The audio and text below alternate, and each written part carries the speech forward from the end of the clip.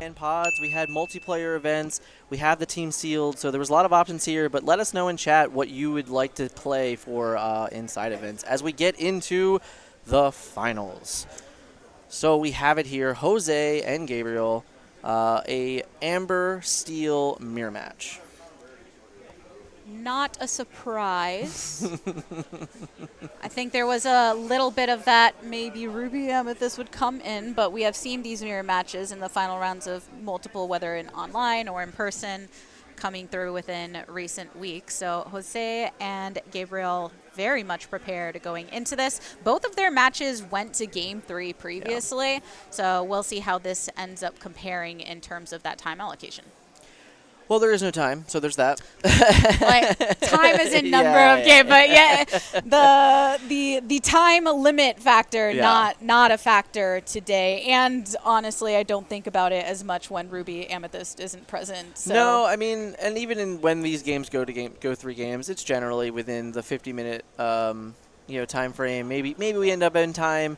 It can happen, but I also expect that these players know very well the matchup.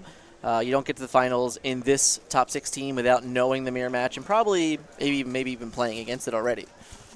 Yes. Oh, I'm sure lots of practice going into this event, and then you play many opponents to get all the way to the grand final, but only one will come out on top. And I'm actually going to go ahead on my computer, bring up the deck list so I have them nice and at the ready to potentially call out some of the differences that we are seeing in the strategies. Yeah, I wouldn't be surprised knowing that we are in the all Puerto Rico finals here that these are, they're potentially teammates or teammate S, and the lists probably look fairly familiar. Would not be too shocking to me. Yes, especially when you have a long flight over and you're all on the same flight. I'm sure you have some discussion about what it is that you are bringing to the table. And it looks like some of the similarities. I saw a difference of no Tiny Tactician versus Tiny Tactician. Yep. Fire the Cannons. So Fire the Cannons looks like a potential difference maker. Gabriel holding the 2 copies of Fire the Cannons. But yeah, I think other than that, it looks pretty tight. Yeah, both of them being lantern users. We get right into the game here. We get right into the pace. Honestly, again, this is a mirror match that can very easily be win and lost on Rockstars and Whole New Worlds. We saw a lot of that in in the semifinals, where we watched the first mirror. And what's crazy about these particular games is players really understand when they're out of the games. We saw, honestly, 3 fairly quick concessions in top 4 from the opponent, from the player that just couldn't win the game. A lot of times I feel that can save yourself some frustration of just pushing for those extra rounds if it's going to lead into a loss anyways. Keeping your mental focus here is very important. I love looking at the faces of players when they're on the stage and seeing their reactions, and even Gabriel after the match concluded. It was the kind of exhale where if you're not looking at the screen, it's unclear at first whether it was a relief exhale, I just won, or I just lost. Yeah. Because the pressure can feel the same in both ways, and just having that release is very satisfying, though you have to just get right back into gears to get into the grand final now. Ariel coming through for some singing, see if a song comes out.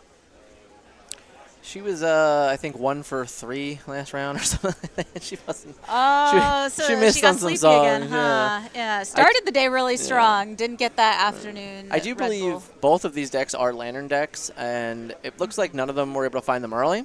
We'll see how much that pays a difference into this. Oh, actually, I'm sorry. Lantern was hiding at the bottom of my screen here. I missed it. Again, what I really enjoy about this particular line of play is with Lantern for Ariel, we can actually cast Ariel before we ink for turn. So if we find a song that we don't necessarily need in the given time, we can utilize that as our ink for the turn. It's a very good point. I feel like that's one of the only scenarios where you put your draw mechanic not in line. So you're thinking, I don't want to get rid of a resource that I could potentially use later. See if I can send So something. this is a very interesting. This happens a bunch in other matchups, but right now we are very much evaluating that Ariel singing next turn might have been a very bad thing for me. So because of that, smashing Ariel, taking off Singer 5, and removing, a potential whole new world and, a refill with those things, that really took Gabriel off the script. You're looking out for that combo with the grab your sword for sure. And when you have these 2 or less willpower characters of your own, keeping them protected as long as possible is important to do. Gabriel taking the opportunity to start moving the lore forward with 2 points acquired. But not advance the board in any way. So that makes me feel like the smash play was actually more valuable than you would have hoped. Yes. I think that grab your sword always very important with steel, but definitely in the mirror match, absolutely. correct? The mirror match 100% will come down to either who has the best grab your shield Tink or who just has the unanswerable Rockstar Stitch. And we've seen some really good Rockstar Stitch play today. That's some commitment to taking off Rockstar Stitch right there, but hey, that's another real choice of going, I don't want my opponent to sing, I don't want my opponent to have Rockstar Stitch, I'm going to take every opportunity to knock him down from those things. When you're playing the same inks, you're very familiar with the power points of your opponent. Another fire the cannons. Focus right now is so much on denial. It's very much. And it'll be interesting to see who decides to cast the first whole new world. Because they're really emptying their hand. They're very much emptying their hands as much as possible. So my belief is that one of these characters are going to have to be forced to fire off a whole new world. And I do wonder, almost thinking ahead to when you go back and look at the VODs. So the Beast getting rid of the Lantern when we're already down on ink. That's actually a pretty powerful play there for Beast in the mirror. And not everyone with Amber Steel runs the lanterns, but in this case, both players do. So having Beast here, very useful compared to some of the other mirror matchups, and already fairly early getting some value.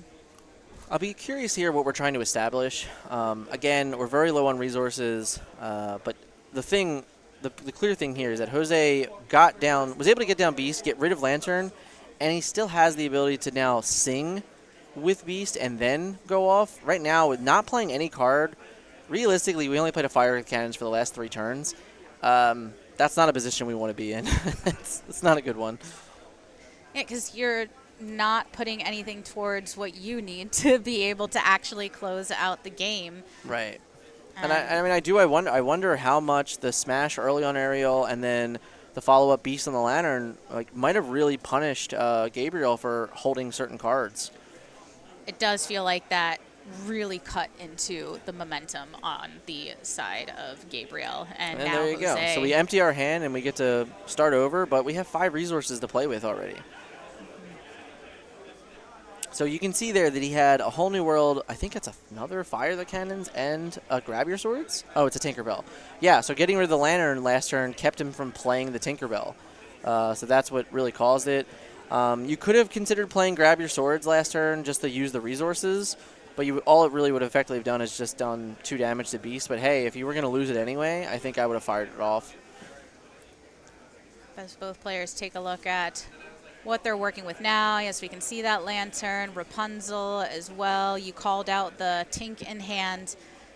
And we'll see how things come through as the shift has come on down. Rockstar making that stage. I guess I was trying to think of. I guess Rockstar Stitch would be the main act, wouldn't be an opener for. No. Yeah, he's not. He's the opener would be the small Stitch. Yeah, the new dog is for sure. Yep. He's definitely the main act for sure. Yeah, Stitch Rockstar. We're paying to see Stitch Rockstar. Yeah. Diva energy. Look at the way swinging that mic, but big smile. I just love the art in this game. Lord, yeah, the art just is so pretty. Yeah. It's second to none. So much personality that comes through in all iterations and the variants that you have within the characters across. So every version of Stitch just feeling like Stitch. their own flavor. Yeah, Stitch, but with all different Halloween costumes. Pretty much. Yeah. Pretty much. Living his best life. Best life. But that does mean that Jose has the bigger threats right now. Absolutely. Beast, in addition to removing that item, is a fairly decent body. Yeah, it gave him the ability to sing and then establish a rock star. Still has 6 cards in his hand, multiple ways to draw cards. This was that a shift it?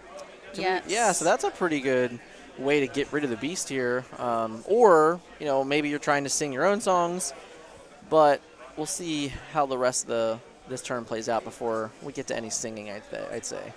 Yeah, this Captain Hook is definitely one of those cards that you don't see in every variant. The Interesting thinking a to see that happy he thought. passed there. Okay, so this is, like, in my opinion, Jose is very far ahead now. The ability that now he's just going to have 6 resources plus maybe 7 resources, 7 ink, to cast as many low-cost cards as he can to really just force out a Grab Your Swords. But even if he does force out the Grab Your Swords, he got to draw 2 or 3 cards along the way. Making sure that hand is full. And again, we were talking earlier about when both decks have a whole new world, you expect that to change the pace, and looking for whether it be the Grab Your Swords or things like Stitches to get that draw later on in an effective way with all of these low cost units that you have. 2 or less is how you get that draw triggered. But I want to see what value Gabriel also gets from this Captain Hook thinking a happy thought, because much more effective when playing against these lower cost units, considering just the challenging and being able to kind of just stand your ground and be a bigger body that they have a difficult time removing. Yeah, honestly, like, his play is very much, all right, you need more than one Zimba to protect your Rockstar now, because Captain Hook can remove the first Zimba, and then Happy Thoughts can just remove Rockstar. So that's what he's playing. He's playing on defense, which is great. But at the same time, if we just draw a million cards, then it might not end up mattering. Be Our Guest gets inked by Jose. I think the flexibility of that card is why we see it kind of in combo, because it is actually inked pretty frequently compared to others. But if you do get the combo, especially if you draw it from an aerial, then you have that option of, oh, do I get to replenish for one for the ink? As you're mentioning before, often going for the aerial play to see if you get something inkable, or just grab another character from the top 4 in your deck if available. He's really considering his play line here, and it looks like his hand is not Rockstar friendly. It looks like we have I think, 1 Future King there, but maybe he's just feeling that this isn't enough, and he's going to just try and go big instead, which is exactly what happened. So we just established a bigger board, and all of these characters are 2 lore characters. They all threaten pretty well, and they don't. The Beast would get removed from double Grab Your Swords, but the Tink and Rockstar would live. So it's not even, doesn't feel that bad to hold them back either. Yeah, fair. But that's a good follow-up. A stitch of a different variety. We were just talking stitches. about all the stitches, and we've seen a couple decks today where up to that 12 marker of stitches within a single deck to increase that shiftability of a Rockstar and offer other ways to increase your draw potential later on into the game. But with the ping damage that came from Tinkerbell Giant Fairy, when you get that little chip, the 3 willpower characters like the small Captain Hook become a bit easier to take care of if you do run into those 2 or less costs that you're trying to combo with the draw of the Rockstar Stitch. Absolutely. Something like Beast, who can do that 4 damage, is no longer as threatened from the 5 willpower of the Happy Thoughts Captain Hook as well. So setting up for board management later on, while also going wide, bringing out another Simba. Yeah, and this is just going to, filter, draw, establish more ink potentially with the Lantern, and really just putting himself in a better position for potentially the next A Whole New World if it has to get there. But it really doesn't need to get there, but it might just end up happening just by sheer card advantage. But it's very interesting. There's been a lot, and he's just valuing, like, I don't need a 3rd Lantern. Instead, I'm just going to keep drawing cards, and I can respect that. Yeah, there is a point where you feel like the seesaw starts going in the wrong direction if you index too heavily into the lantern. Very clearly, a component both of these players are thinking of being that they brought 4 copies as opposed to just a couple that are sometimes splashed in other decks, but that's more just making sure you do end up drawing into it. And we did find Zimba, so that's great. So we get the draw card off Zimba, we get the protect. And now, I mean, don't get me wrong, there's lots of big bodies on Gabriel's side of the field. So, no, this character is not long for the world. But it does, it does give you some freedom that if you want to start turning sideways and questing to gain some lore, you're talking about 7 lore that you can gain this turn. Yeah, and questing hasn't been the focus thus far, as it No. has been about board control. The 1 and 3, respectively, lore points were earlier on, mostly when there's nothing else to do and the boards were still getting filled. So this was one of my more favorite plays on the day. He just shifted Tinkerbell onto Tinkerbell. Yeah. Ooh, I was hoping we would see something like this happen. Very in favor of this. I actually think it's more common in shifting Elsa. Normally you'll shift Elsa onto another copy of Elsa every once in a while to make that cost cheaper. But this was great because you're able to shift for 4. You're able to play a Grab Your Sword. No, he actually sung his whole new world. But he was able to get rid of the other character in play. I can't remember what his name is right now because it was already gone. The hook. So he was able to remove the hook, do more damage, and now find 7 new cards. And he still has Rockstar if he wants to sing with Rockstar as well. Pretty fun, pretty great way to utilize all the cards in your hand to refill for 7 more with a whole new world. I feel like that cadence is very important with this deck in a whole new world, rather than sometimes when you're focusing on trying to mill and just get your opponent to be rotating through, you're saying, okay, use as many as I can. I'm starting to get low. Okay, replenish. Okay, get low. Okay, replenish. Yes, the same might be happening for your opponent, Right. but it's what allows you to have such stickiness as we currently see for Jose with lots and lots of characters. We just sing Grab Your Swords. Yep. So that's great. Crazy enough, only removes Future King and New Dog. I think I don't know why there would be any damage on Protective Cub there. He should still be hanging out, I think, unless I missed something, but we'll have to see. He just kind of, don't get me wrong, I think I would also just assume all my guys are going to die this turn, so I totally get it. Might be skipping a step.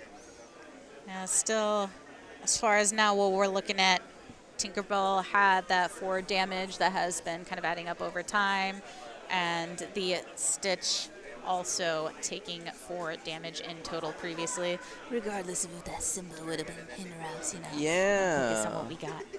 And, of course, it looks like Be Our Guest found another Rockstar. We're just going to constantly, continuously threaten the game from this point forward with Stitches, which is pretty much how these games go. Yeah, yes. This is just putting in work, as far as thematic elements. Good Gabriel. Fire the Cannons there. When Fire the Cannons somehow removes 2 Great Fairies.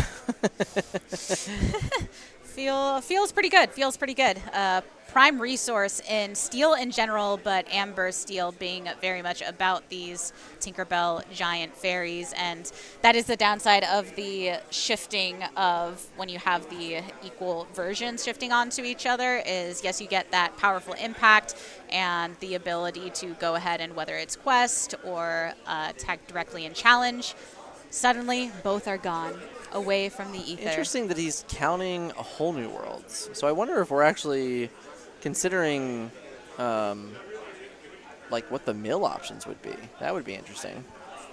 But he looks like he's getting a good count here of how much direct damage has been used, how many Grab Your Swords are left, how many tanks are left, what is really being left around, so he can kind of, if he needs to, hold Rockstar Stitch back, which I think is very fun. But that's really it's fun because you can't take notes, but you can definitely look at public zones and and find the information. And one thing that you're also tracking is what resources have been used from your opponent. Things like Grab Your Sword, so those double Grab Your Sword that was used previously to get such a significant clear on Jose's side, and now still hoping to keep some level of tools within Gabriel's pocket.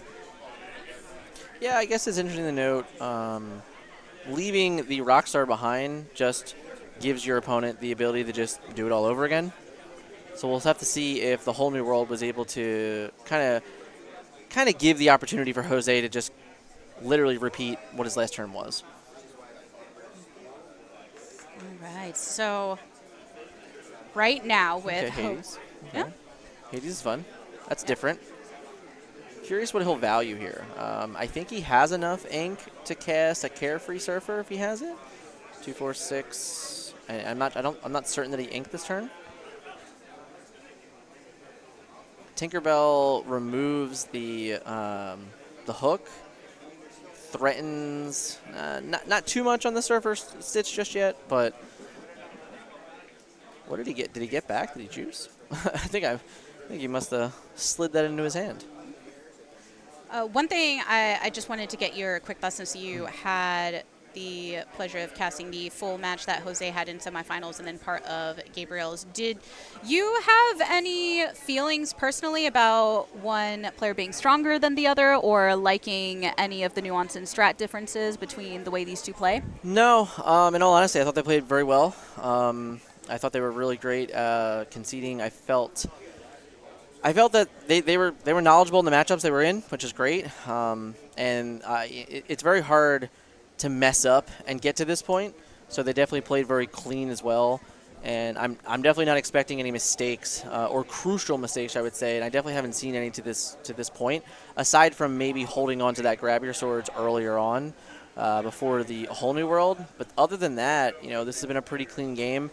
And this definitely can the mirror match can turn into things like this.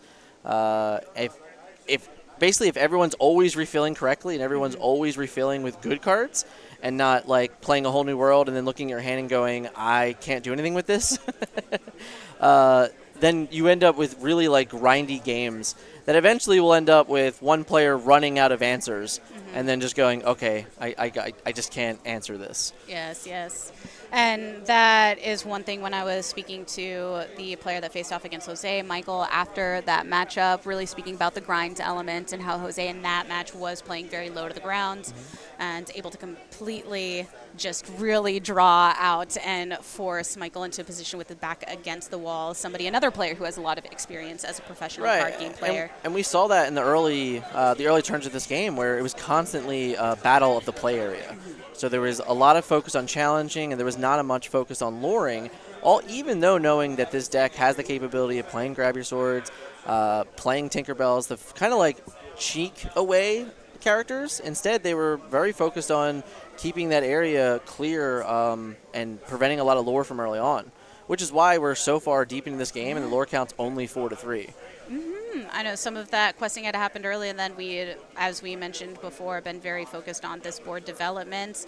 And a couple of turns ago, that additional big tank being played by Jose is how you started to see some of that chip damage come through to set up to completely clear off this Simba Future King.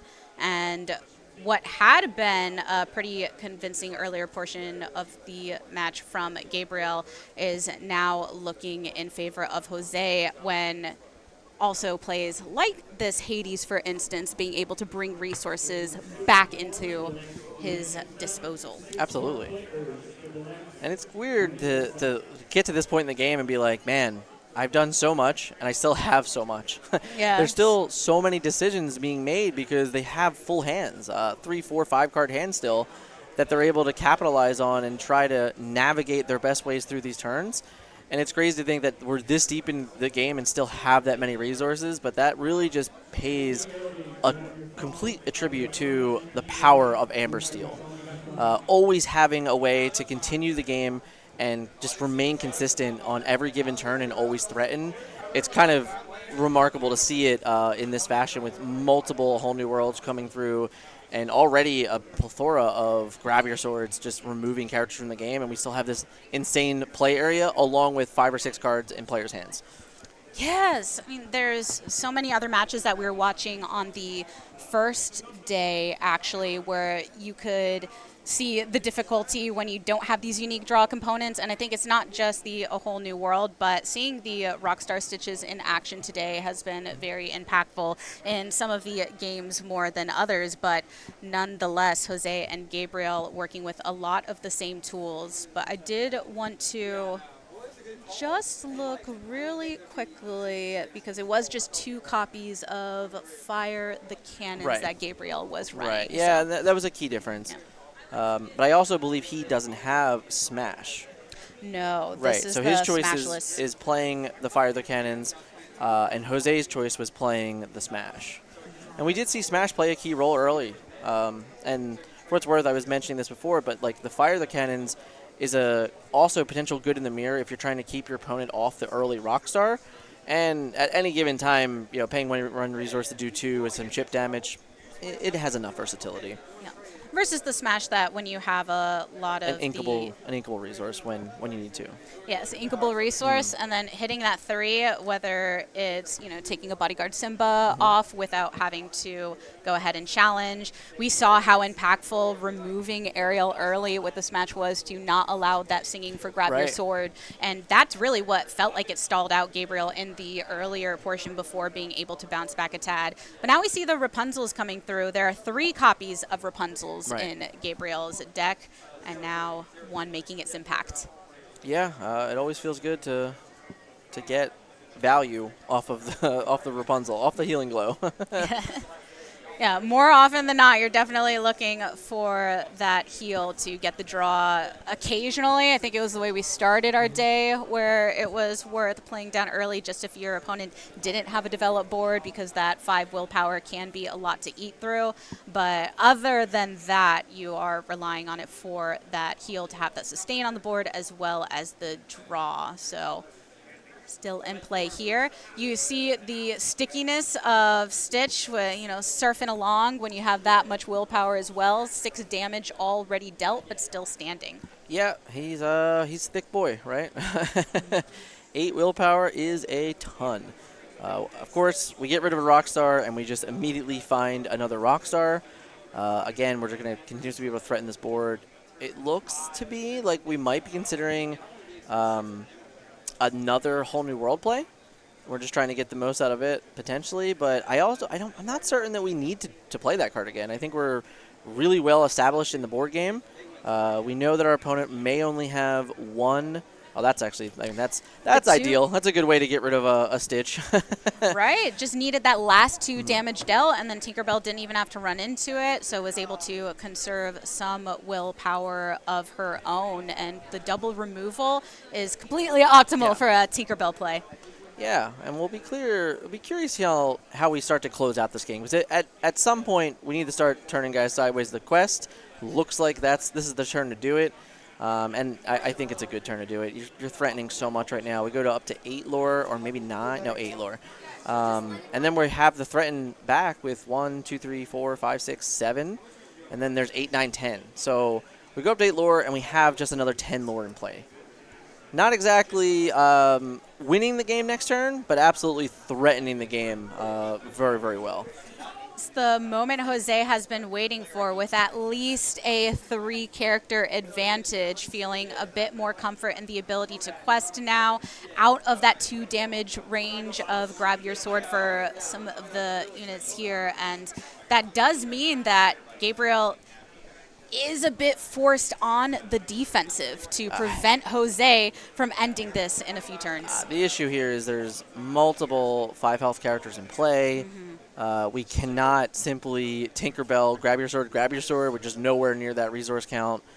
And it looks like we didn't even have a single grab your swords, which necessarily wasn't going to clear the board anyway. It would have removed 2 lore early, because sadly this Rapunzel has to pick off a Captain Hook. Or he could have picked up Hades if it wanted to, but picking off the Hook is also fine. They actually represent the same amount of damage because of the Challenger.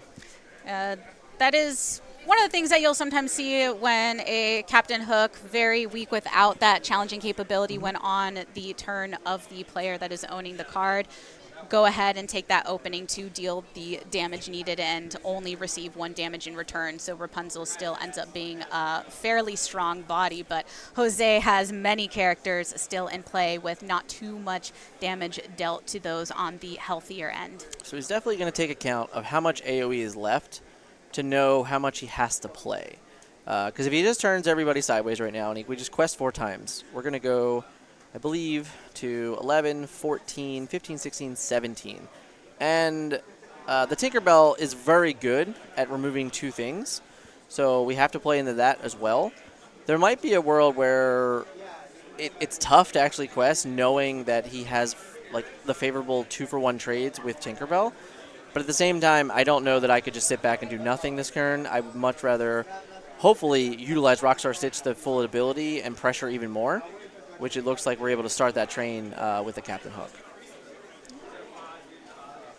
We'll see how far it goes. Right. Yes.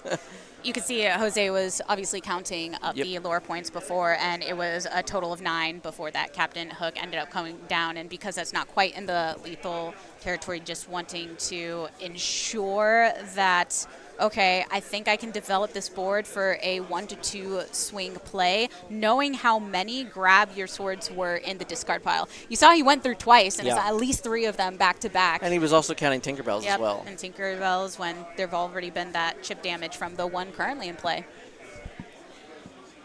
So we pick up a Stitch, we draw some more cards. So that's a nice body to have that's going to survive like a double grab your swords, which is nice. Because we're definitely turning the rest of our cards sideways here and inking, because even just if you leave it back, the Captain Hook gets taken away, and then you end up losing your Tinkerbell to their Tinkerbell anyway, so you may as well at the very least quest. That's interesting. So he gets to do 2 extra damage. He could have chosen to get rid of Stitch there. But it looks like maybe he's going to try and find other ulterior ways. We have a Smash, so yes, the Smash gets rid of it. And then really this just shears up the rest of this. We're going to quest for 7, go to 15. And I think that removal, not being able to sing Grab Your Swords now, is just taking another layer off the game to where it's going to be real. I think it's almost impossible for Gabriel to even last another turn past this one. Jose is feeling good, feeling good. I think the game has been completely in his control for the past few turns now, and Gabriel failing to find a way to answer and come back.